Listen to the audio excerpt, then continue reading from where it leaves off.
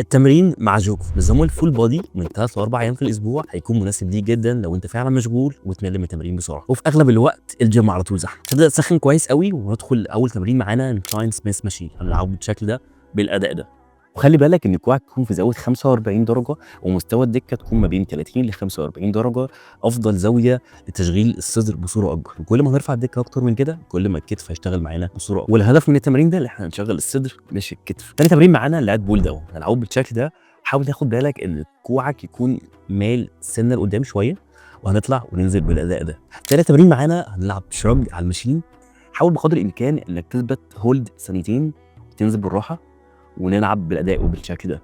رابع تمرين معانا ترايسبس سنجل بوش داون، هنلعب بالاداء ده بالشكل ده. ويا ريت تشاركني في الكومنت تحت افضل سبليت تحب تمرن. خامس تمرين معانا هنلعب دمبل كير بالاداء ده بالتكنيك ده، وهتلاقيني كاتب لك المجانيه بالعدات في كل تمرين فيهم.